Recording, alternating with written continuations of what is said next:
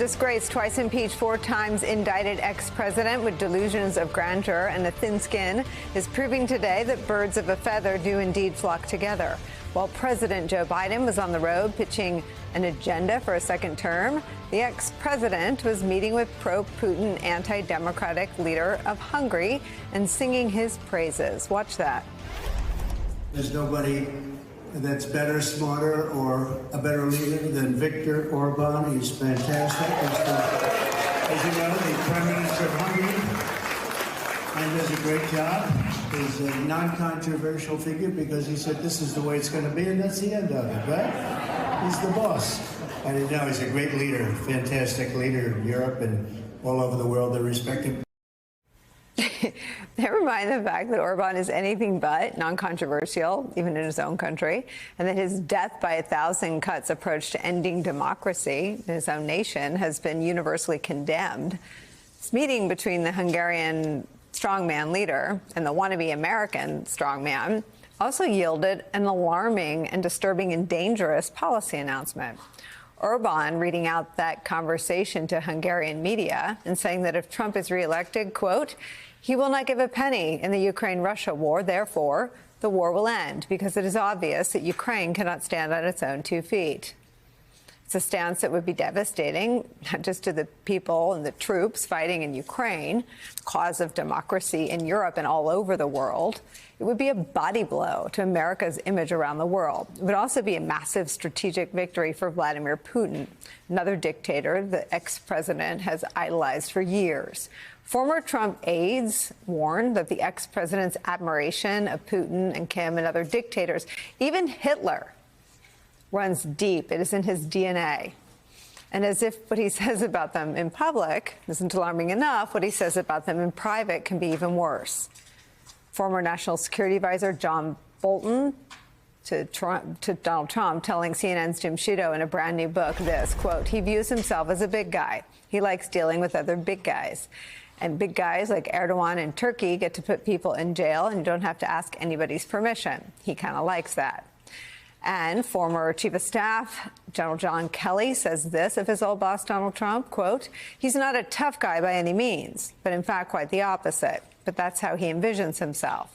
Now, according to General Kelly, Trump's praise of Hitler for doing what Trump said were, quote, a lot of good things is just the tip of the iceberg. Kelly continues, quote, he said, well, but Hitler did some good things. I said, well, what? And Trump, said this, well, Hitler rebuilt the economy. But what did he do with that rebuilt economy? He turned it against his own people and against the world. And I said to Trump, sir, you can never say anything good about the guy. Nothing, Kelly recounted.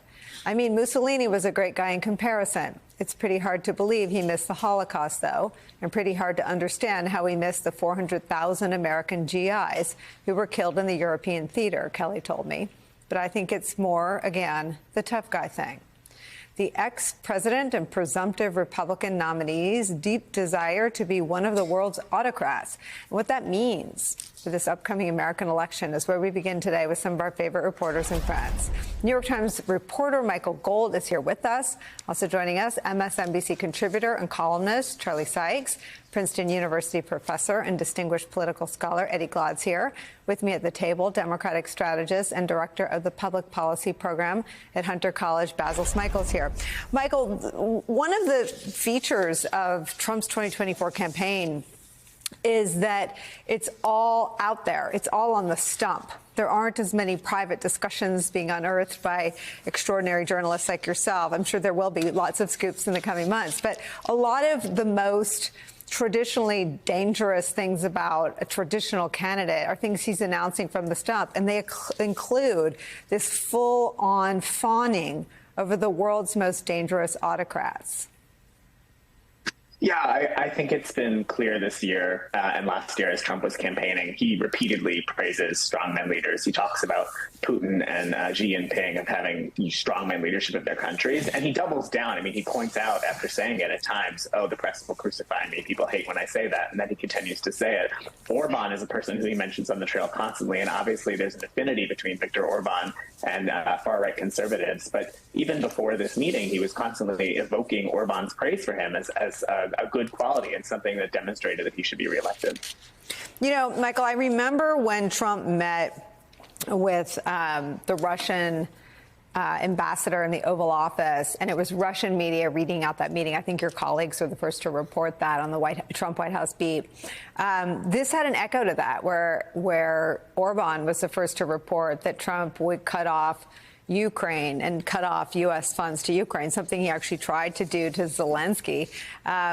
As president, he got impeached for it. What do you make of the lack of any sort of policies or procedures in terms of having the American press have this information before the Hungarian press? I think there's an extent to which Trump is treating himself like a president in exile, given his claims that false claims, I should say, that he won the 2020 election. I think one thing that was striking is the campaign did send out a readout of this meeting, but the readout focused entirely on immigration. There was very little substance about what they actually discussed. And the only drifts we got from that meeting with Orban came originally from Orban's social media, where he posted videos of the nice things Trump was saying with him. I think there's a lot of questions. If Trump is already talking about foreign policy as he runs for the White House, I think there's a lot of question about what he's actually saying and what he thinks. And in the meantime, you have these pronouncements during his rallies where he talks about his views on NATO and, at one point saying he would encourage Russia to attack allies who he didn't think were contributing to their military. There's not a lot filling the gap. We don't know what he's having in these conversations. So there's an extent to which his speeches sort of have to speak for themselves in this regard. And speak for themselves, they do. Charlie Sykes, something that we've been asking for years is really coming into full view. And to the credit of John Kelly and John Bolton, they have both spoken before. John Bolton wrote a book where he writes about his concerns during impeachment one. They went beyond Trump's perversion of U.S. foreign policy with Ukraine to, in Biden's words and writings, concern that U.S. foreign policy when it came to Turkey had also been corrupted. General Kelly has also spoken with journalists about, I think he describes Trump as the most damaged person he'd ever seen. And I want to read you some more from Jim Sciutto's new book, journalist over at CNN. He writes this: former advisors are sounding the alarm that Trump praises despots in private and on the campaign trail. Trump's former advisors say he most consistently lavished praise on Russian President Vladimir Putin. John Bolton recalled a comment from Trump during the 2018 NATO summit. Following sometimes tense encounters with NATO leaders, Trump said his meeting with Putin, the leader of America's great power adversary, quote, maybe the easiest of them all, who would think? He says to the press as he goes out to the helicopter, I think the easiest meeting might be with Vladimir Putin. Who would ever think that, recalled Bolton? There's an answer to that question. Only one person, you. You were the only person who would think that. The shrinks can make of that what they will, but I think it was, I'm a big guy, they're big guys. I wish I could act like they do. We have all the pieces now, Charlie Sykes, and I guess at some point this stops being a Trump story and it starts being a Biden and an us story. Well, this will never not be surreal. I think this is the main point. And it's not just that Donald Trump has an obvious fetish for strongmen. It's that last line that he wishes he could be more like them. And so I think you have to ask, when he looks at them with such admiration, what does that tell you about what he wants to do when he becomes the big tough guy again? I mean, Viktor Orban's record, as you point out, is not non-controversial. He's attacked the independent judicial system. He's attacked the courts. He's attacked the media. He has criminalized political behavior. He has authorized, the cruel treatment of refugees. He traffics in racist, white nationalist rhetoric.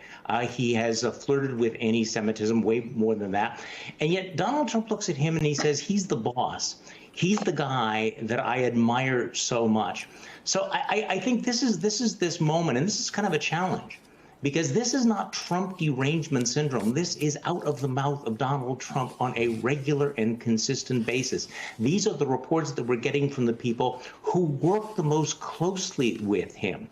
That Donald Trump, far from being the American patriot, far from being, the conservative protector of American values, looks at the world's thugs and thinks, I wish I could be more like them. I admire them so much.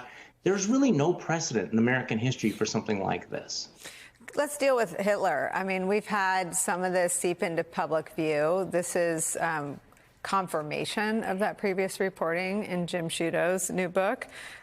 This is what Jim Sciutto reports. According to John Kelly, Trump's praise of Hitler for doing, quote, a lot of good things is the tip of the iceberg.